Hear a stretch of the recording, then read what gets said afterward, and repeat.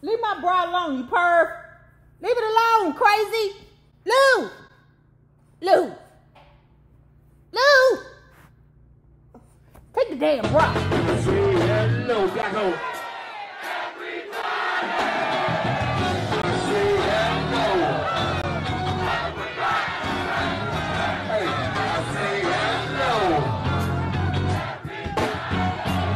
See this brother winning, man. A-R-E. Hey, look, what is your win, big? Oh, yeah, we don't know. What is your win, big? Oh, yeah, we don't know. What is your win, big? Well, hello there, love bugs. Hello there, bellas. If you have not already done so, please remember to like, share to Facebook, subscribe, and visit uptopbeauty.com. And if you are not already a part of this book club, remember to hit the Patreon link below and or the join button here on the YouTube, and for a small monthly fee of $5, you babies, yes you, can be privy to all the shenanigans before the YouTube gets it, if the YouTube gets it. Now,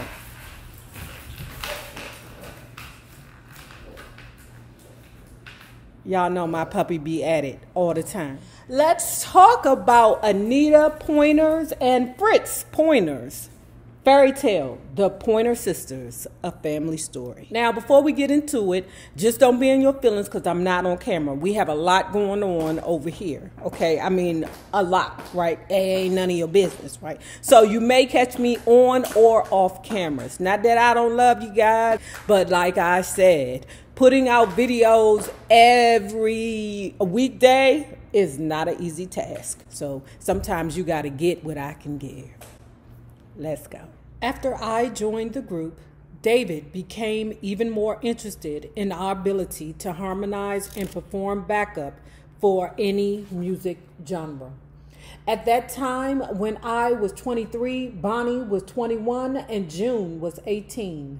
We began touring and performing backup vocals for many music acts that were breaking big all across the country.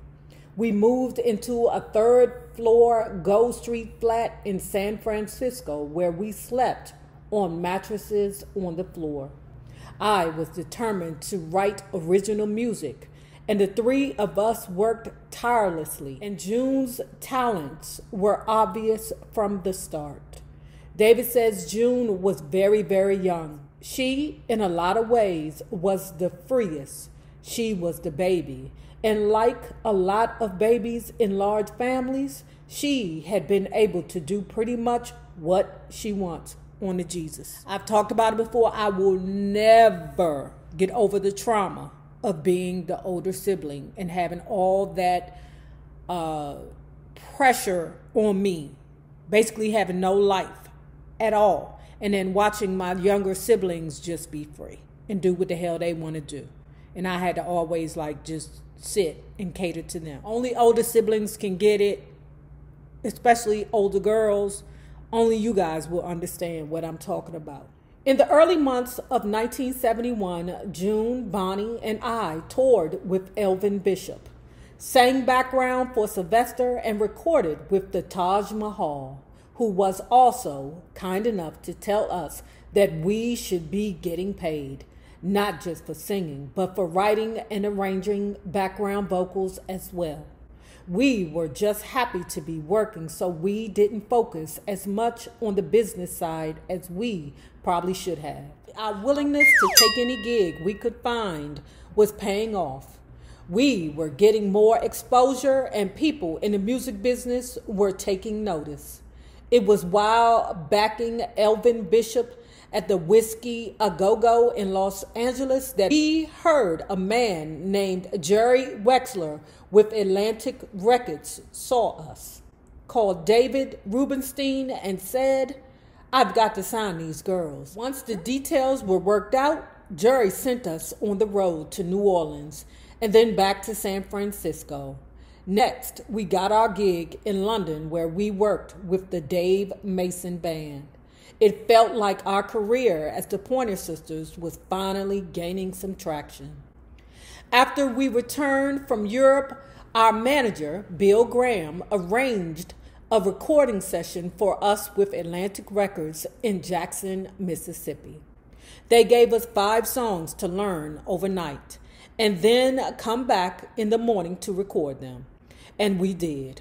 We signed with Atlantic Records and did our first single, Don't Try to Take the Fifth on Me, in 1970. It may have even shown up on the charts at number 57 or something. For this, our first record deal, we got a check for $1,000 to split among the 3 of us. Still, we were excited. It was a turning point. Lou, who you mad at? Leave my bra alone, you perv. Leave it alone, crazy. Lou, what you mad at? Lou, take the damn bra. When we returned to San Francisco and took the tape off our recording to David, he threw the tape across the room and slung stuff off his desk and screamed, "What the hell is that? You guys are not some typical black ghetto singers. What in the hell do they think they're doing? This is not what I wanted for you." He had a fit. The company executives told us we needed to figure out what kind of music we wanted to sing because we can't sing everything. They said that because we were black, we have to sing R&B. Bonnie said, "No, we don't. We can sing anything." They said, "No, you got to decide what kind of music you want to sing." Bonnie wasn't backing down. We've decided we want to sing everything. David, who produced our first 5 albums, describes Bonnie as completely rebellious. She is the spirit of assertiveness and self-confidence. She has an incredibly high energy and intense way of living. As we got more gigs because of June's issues with depression and bipolarity, sometimes Bonnie and I would ask Ruth to fill in. When she did, she would make $50 to $100 a night. Soon after seeing the success we were enjoying, Ruth became a believer and wanted in full time. In addition, Mother insisted and Ruth became the 4th Pointer sister. Ruth had been working in San Francisco for the Folgers Coffee Company, making $400 a month. Well, goddamn. I mean, that's a big difference. I pretty much would be like, fuck your coffee. I don't care what you do with it. You can brew it. You can steam it. You can put cream and sugar in it. I don't give a hell. Okay? I'm out of this bitch. Then she got blindsided by a bad decision. She was 18 years old, got pregnant, and that turned everything around in her life. Her first high school boyfriend became the father of her first child, Fawn, born in January 1965, and Malik, born in December 1965. She thought she was in love. David said Ruth, at the time, was working as a key punch operator. She had 2 children to support. She wasn't thinking about show business and wasn't going to be in show business. She was on a whole different path. If I can say this diplomatically, she wasn't breaking any molds. She was going to follow a very traditional, as it were, time-worn path. Joining her sisters saved Ruth's life. So let me say this. Like I told you, I'm from Washington, D.C. Y'all know that. Y'all hoes know it. But in D.C., the safest way to go was to just get a government job, stay in that government job for however long it took for you to receive your pension, retire, and then, you know, sit back like a fat rat in a cheese factory. In Washington, D.C., it wasn't much room for other dreams there. So when we read the Marvin Gaye book and Marvin Gaye was like, ain't nothing happening in Washington, D.C., I can dig it, especially for an artist. In D.C., if you're not a go-go artist, it's hard for you to make money in D.C. And don't have no other way to say it. So I'm not mad at Marvin, but Marvin, I do want to give him a dummy chop because don't be shitting on my city. When Ruth came in and sang a low A, I just about went out of my mind. She added a tremendous amount.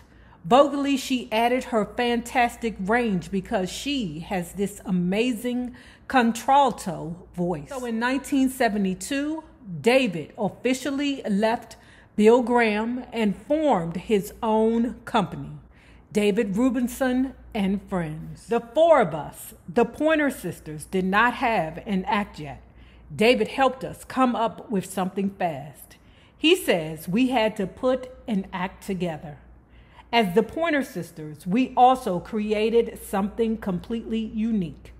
We were willing to take chances because at that point, we had nothing to lose. We had already been told we shouldn't do certain types of songs, and that wasn't what we wanted.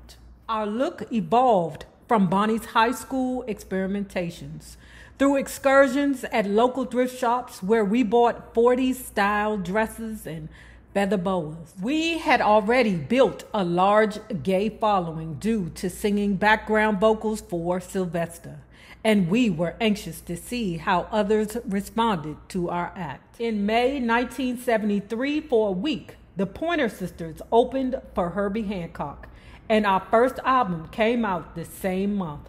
The stars were aligning for us, and everything seemed like it was falling into place as far as our career was concerned. Now, know this, Herbie Hancock is also working with David Rubinson. There were lines around the block every night, a diverse electric audience if ever there was one. We fed off that energy and channeled it into our performances, getting standing ovations every night. The snoring is my dog, y'all. I couldn't believe that all of our hard work was finally paying off. It felt amazing, and that success only helped to bond us as not only sisters, but as the Pointer Sisters.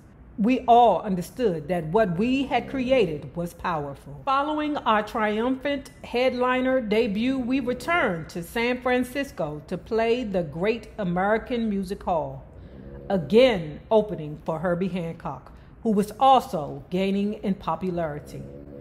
Herbie also realized that with the Pointer Sisters on a bill, he was bound to gain new followers. David hoped we would complement each other.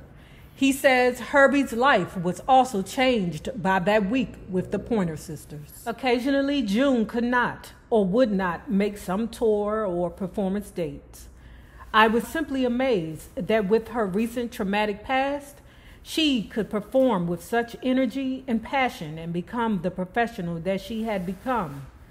So I understood when she sometimes didn't feel up to it. There was no high school campus life or college life for June. No dating, no sporting events, no senior prom. She went right into the working world, so it had to be difficult for her. All one has to do is listen to her